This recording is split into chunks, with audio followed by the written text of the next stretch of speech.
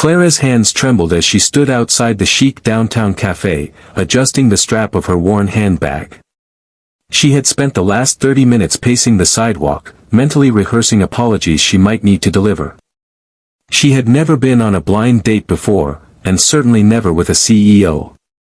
Yet here she was, nervously checking her watch while a small hand tugged gently at hers. "Mom, are we going in now?" her 7-year-old son, Jamie, asked, his wide brown eyes sparkling with curiosity. Clara smiled faintly, trying to push down the knot of anxiety in her chest.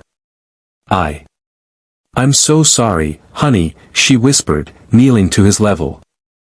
"I didn't mean for you to come with me. I couldn't find anyone to watch you tonight, and I didn't want to cancel. You understand?" Jamie simply grinned.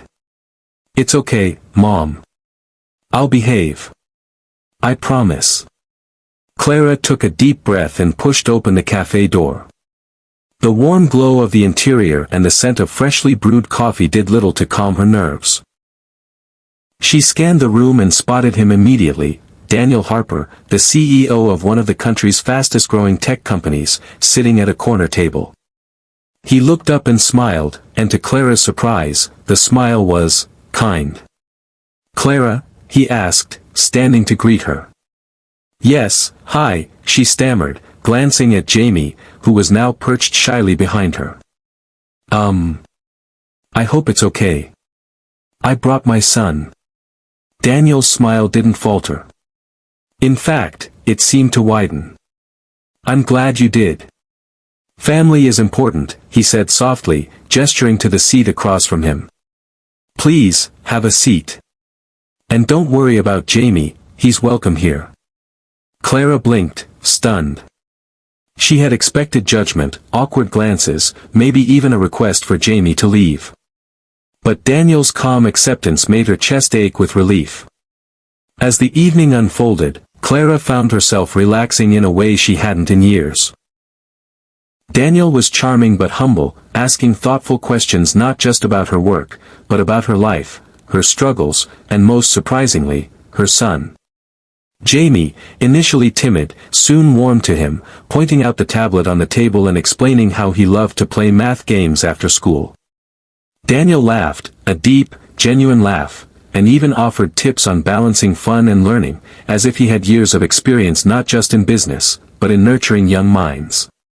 Halfway through dessert, Clara noticed something different in Daniel's gaze, a softness, a quiet admiration. "You're doing an incredible job, Clara," he said quietly, leaning across the table. "I see the sacrifices you make, the sleepless nights, the constant juggling. And yet, here you are, still smiling, still fighting for your son. That takes strength, and a kind of courage most people don't recognize." Clara's throat tightened. Tears she had been holding back all evening pricked the corners of her eyes. She looked at Jamie, who was now carefully pouring sugar into his hot chocolate, and felt a surge of gratitude. Here was someone who didn't see her as a struggling single mom. He saw her as a person worthy of respect and kindness. The night ended with Jamie hugging Daniel tightly. "Can we meet again?" he asked. Daniel chuckled, lifting the boy effortlessly. "Of course, buddy," he said. "I think we just made a new tradition." After they left the cafe, Clara walked home in a daze. She replayed the evening over and over, not because of the date, but because of the humanity she had witnessed. Daniel's generosity of spirit, his ability to see beyond circumstances and into the heart of a person, it was transformative. She realized that kindness could open doors in ways that wealth or status never could. A week later, Clara received an unexpected email.